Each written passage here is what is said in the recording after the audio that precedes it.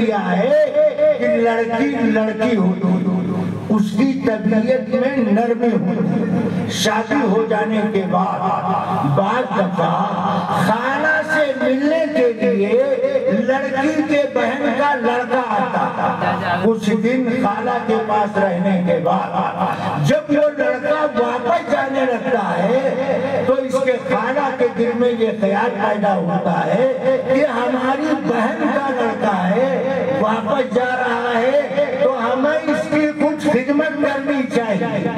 اب ایسے موقع پر انسانی ضرورت کا لحاظ رکھتے ہوئے شریعت نے الگ راستے سے عورت کی ملکیت قبضے میں کچھ رقم دیا، جیسے ایک رقم مہر کے نام پر، دوسری رقم ترکہ کے نام پر، یہ رقم عورت کی ذاتی ملکیت کہلاتی ہے۔ ایسے موقع پر عورت کو اپنے جیب خاص سے خرچ کرنے کا شریعت نے حکم دیا۔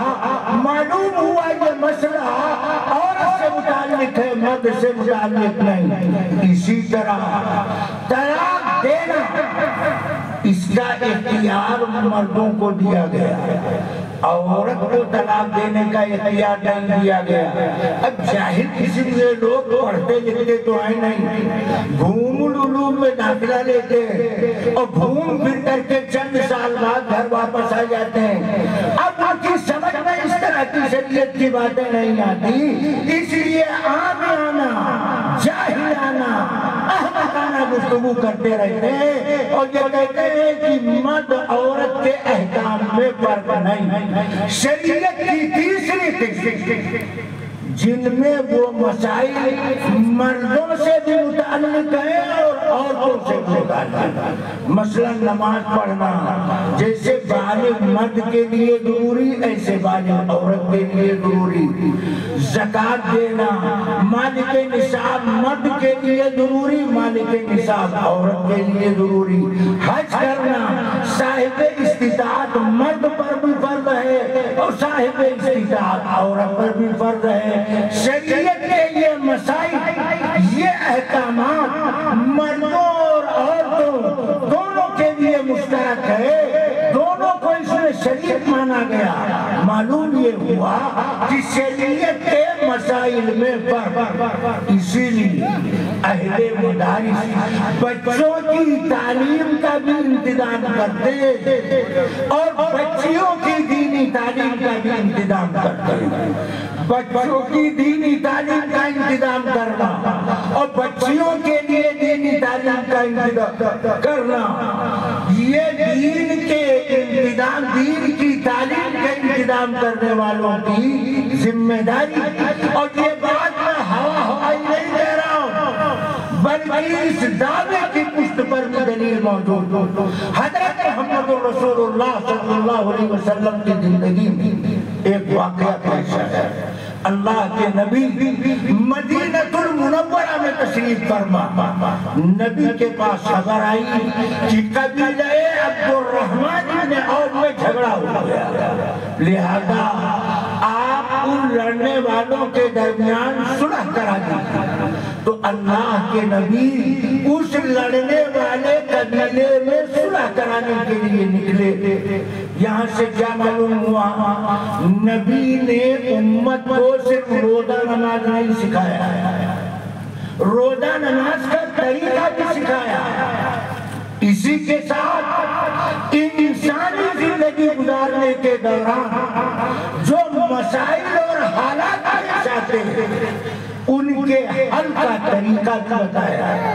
دو مسلمان آپس میں لڑ گئے تو ان کے درمیان صلح صفائی کرانا، یہ بھی حضرت محمد رسول اللہ صلی اللہ علیہ وسلم کا طریقہ۔ نبی کے طریقے کو سنت کہا جاتا ہے۔ معلوم ہوا یہ کام کرنے والا سنت پر عمل کرنے والا، اور جو اس کام کو اہمیت نہیں دیتا ہے اس کے دماغ میں سنت کی اہمیت نہیں۔ اللہ کے نبی اس لڑنے والے قبیلے کے درمیان صلح کرانے کے لیے نکلے تو آپ نے اپنے ساتھ اس صحابہ کو لے لیا۔ اب یہاں سوال یہ ہے کہ نبی جب بنفس نفیس تشریف لے جا رہے ہیں تو صحابہ کو ساتھ لینے کی کیا ضرورت؟ بے شک نبی کی صحابہ کو ساتھ لینے کی بظاہر ضرورت نہیں، مگر نبی کا یہ عمل امت کے سامنے صحابہ کے واسطے کے بغیر آ نہیں سکتا تھا، اس لیے آپ نے اپنے ساتھ چند صحابہ کو لیا۔ جب نکلنے لگے تو حضرت بلال کو بلایا، فرمایا دیکھو میں فلاں کام کے لیے جا رہا ہوں، اگر میرے آنے میں تاخیر ہو تو وقت پر نماز ادا کر لی جائے، میرا انتظار نہ کیا جائے۔ اس سے امت کو یہ سبق ملا کہ دینی ذمہ دار، چاہے دینی تنظیم کا ذمہ دار یا دینی ادارے کا ذمہ دار، جب وہ کسی مہم کام کے لیے باہر نکلے تو اپنے زیر نگر کام کی جوابدہی کا نظم و انتظام کر کے جائے، جیسے حضرت محمد رسول اللہ صلی اللہ علیہ وسلم نے کیا۔ آپ وہاں تشریف لے گئے، مصالحت کی گفتگو ہونے لگی، بات لمبی ہو گئی، نماز کا وقت آ گیا، حضرت بلال نے اذان دے دیا، جماعت کا وقت آ گیا، صحابہ مسجد نبوی میں جمع ہوا، حضرت بلال نے دائیں بائیں مڑ کر کے دیکھا تو اللہ کے نبی مجلس میں تشریف فرما نہیں، ابھی آپ تشریف نہیں لائے، جماعت کا وقت ہو گیا، تو حضرت بلال اٹھے، صدیق اکبر کے پاس بیٹھ کر کے بولے ابو بکر ہماری رائے یہ ہے کہ آپ لوگوں کو نماز پڑھا دیں، تو صدیق اکبر نے جواب دیا اگر آپ کی رائے ہے تو نماز پڑھانے کے لیے تیار۔ یہاں سے یہ بات معلوم ہوئی کہ مسجد نبی صحابہ نمازیوں سے بھری پڑی، مگر حضرت بلال کی نظر موجود جماعت صحابہ میں صدیق اکبر کے ٹکر کا کوئی صحابی نہیں تھا، ابو بکر کے ٹکر کا کوئی صحابی نہیں تھا، اس لیے نبی کی غیبت میں نبی کے مصلی پر امامت کے لیے بلال نے صدیق اکبر سے گزارش کیا۔ حضرت ابو بکر نماز پڑھانے کے لیے آگے بڑھے، جماعت کھڑی ہو گئی، اتنے میں اللہ کے نبی تشریف لے آئے۔ دھیان سے سنو میں کیا کہہ رہا ہوں، اللہ کے نبی نماز میں تشریف لے آئے اور نبی صف اول میں امام کے پاس آ کر کھڑے ہو گئے۔ جب اللہ کے نبی نماز میں تشریف لائے تو صحابہ نے حالت نماز میں تالی بجائی، صحابہ نے حالت نماز میں تالی بجائی تاکہ صدیق اکبر متنبہ ہو جائے کہ اللہ کے نبی مصلی پہ آ جائے، مگر صحابہ کے تالی بجانے سے ابو بکر کو حالت نماز میں صحابہ کے تالیوں کی آواز سنائی نہیں دی۔ یہ صدیق اکبر کی نماز تھی۔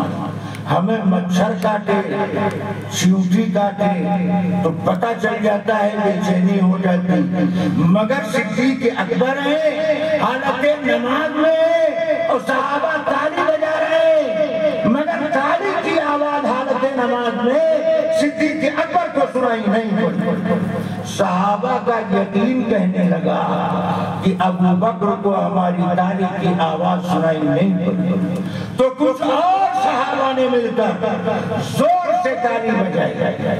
جب زور سے تالی بجائی گئی تو صدیق اکبر متنبہ ہوئے، کنکھیوں سے نبی کو مصلی پر ابو بکر نے دیکھا تو صدیق اکبر پیچھے ہٹنے لگے، نبی نے اشارہ کیا مصلی پر جمنے کا، مگر ابو بکر نے قدم پیچھے ہٹایا تو سب نے آ کر کے کھڑے ہوئے۔ اللہ کے نبی آگے بڑھے اور آپ نے صحابہ کو نماز مکمل کرایا۔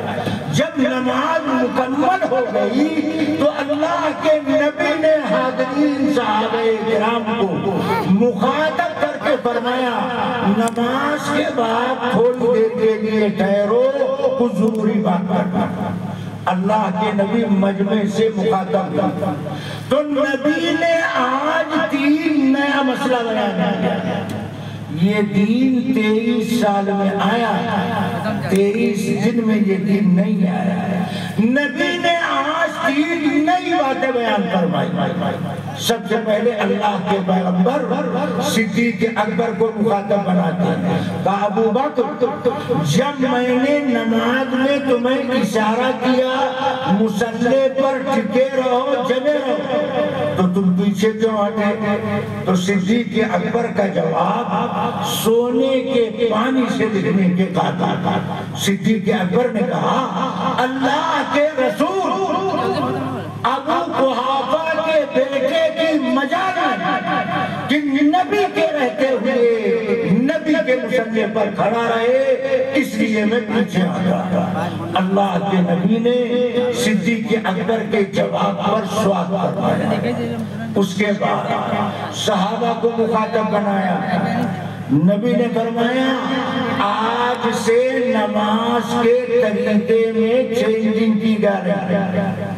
اب تک حالت نماز میں امام کو متنبہ کرنے کے لیے تالی بجانے کی اجازت چل، مگر اب اللہ کی طرف سے قوموا للہ قانتین، ساکت بن جاؤ، سامع بن جاؤ، خشوع اور خضوع کا اہتمام کرو، حکم بدل چکا۔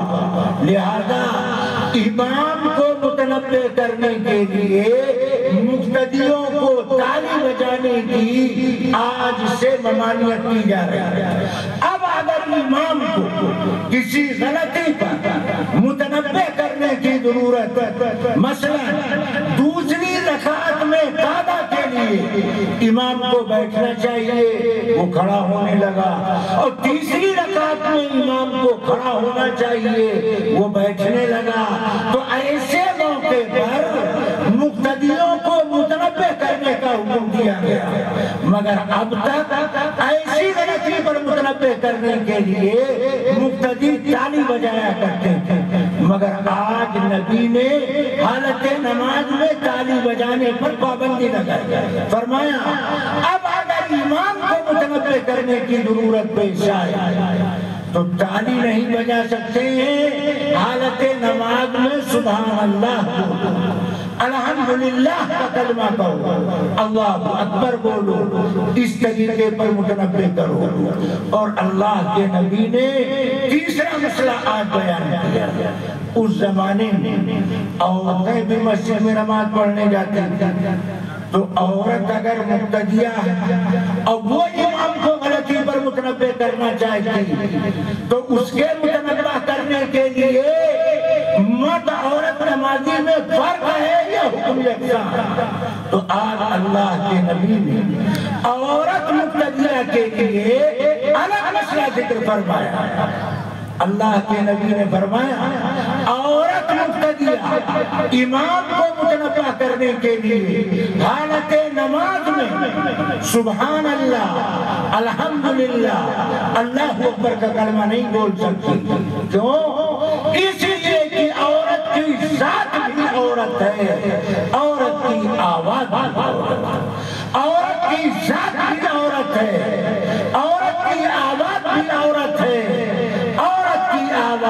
پردے میں رہنا چاہیے، نامحرم کے کان کے پردے تک عورت کی آواز بغیر شدید مجبوری کے نہیں پہنچنا چاہیے۔ اب تک عورت مقتدیہ کو بھی متنبہ کرنے کے لیے تالی بجانے کی اجازت تھی، مگر آج شریعت کا نظام بدلا۔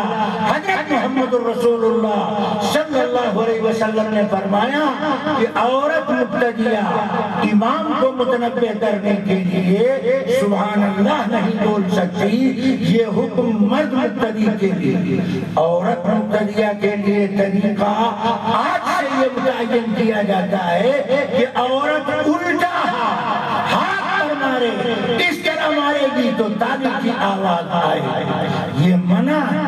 عورت مقتدی دیا امام کو متنبع کرنے کے لیے، دائیں ہاتھ کی پشت کو بائیں ہاتھ کے پشت پر مار کر امام کو متنبع کرے گی۔ معلوم ہوا مرد اور عورت کے مسائل میں شریعت نے فرق رکھا۔ جب یہ فرق ہے تو مرد نمازی کو بھی فرق معلوم ہونا چاہیے، عورت نمازیہ کو بھی فرق معلوم ہونا چاہیے۔ میں نے قرآن کی آیت آپ کے سامنے تلاوت کیا، اللہ تعالیٰ نے اس میں مردوں اور عورتوں کے احکام کے فرق کو واضح کیا اور دلیل اللہ نے ذکر فرمایا۔ مگر اگر ہم گفتگو کو طول دیں گے تو بات لمبی اور ادھوری رہے گی، اس لیے اس گفتگو کو ہم کچھ نہیں کرتے۔ انشاءاللہ زندگی بخیر رہی تو آئندہ اسی باقی گفتگو کو ہم آگے تفصیل سے عرض کریں گے۔ چلتے چلتے میں یہ کہنا چاہتا ہوں، دینی جلسوں میں جس طرح مرد شریک ہوتے ہیں اسی طرح عورتیں بھی شرکت کرتی ہیں۔ بعض مدرسوں میں میں نے دیکھا جیسے بچے حافظ قرآن بنتے ہیں اسی طرح بچیاں حافظہ بنتی ہیں۔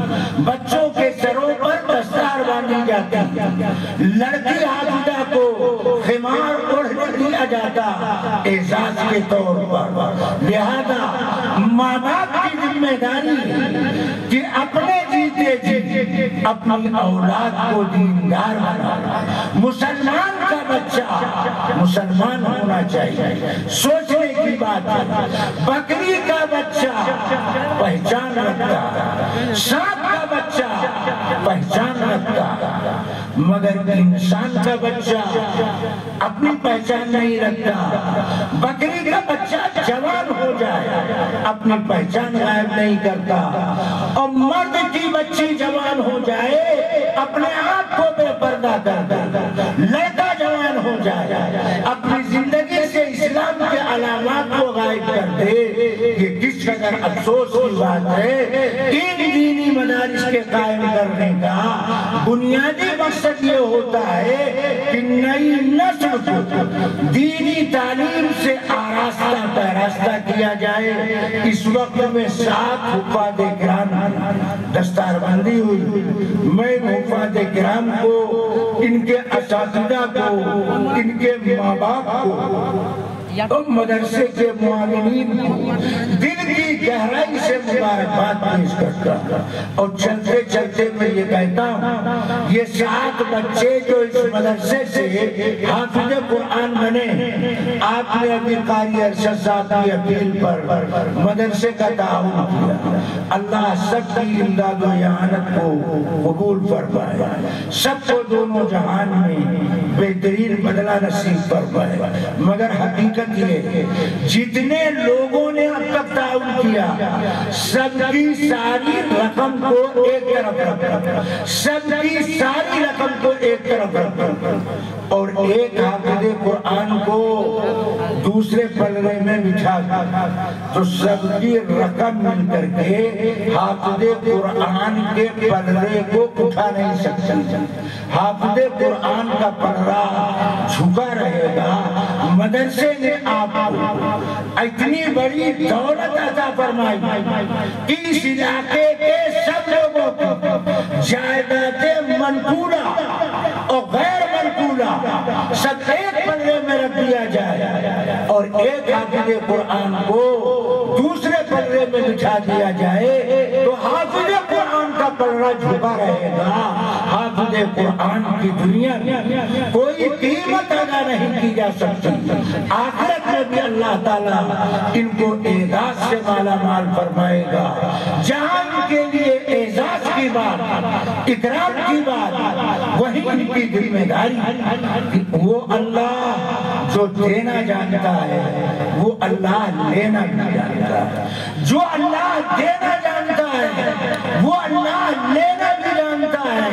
اللہ نے اپنے کرم سے، اپنے فضل سے آپ کو حافظ قرآن بنا دیا۔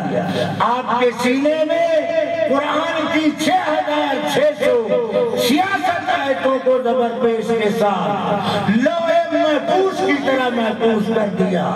اگر آپ نے اس دولت کی قدر کیا، اس امانت کی حفاظت کیا، تو مرتے دم تک یہ دولت آپ کے ساتھ رہے گی۔ اور اگر اپنی حماقت، اپنی جہالت سے آپ نے قرآن سے رشتہ توڑا، تلاوت قرآن کا اہتمام ختم کر دیا، تو جو اللہ دینا جانتا ہے وہ اللہ لینا بھی جانتا ہے۔ ایسے کاہل حفاظ کرام کے لیے شریعت میں بڑی سخت وعیدیں آئی۔ اکرام سے اللہ کا شکر ادا کرنا چاہیے، مگر تذلیل اور توہین سے اللہ سے ڈرتے رہنا چاہیے، اللہ کی پناہ رہنے کی کوشش کرنا چاہیے۔ اللہ تعالیٰ مدرسے کی ان خدمات کو قبول فرمائے، ان حفاظ کرام کو قبول فرمائے، اور پوری زندگی اس امانت کی حفاظت کی توفیق عطا فرمائے۔ وآخر دعوانا الحمدللہ رب العالمین۔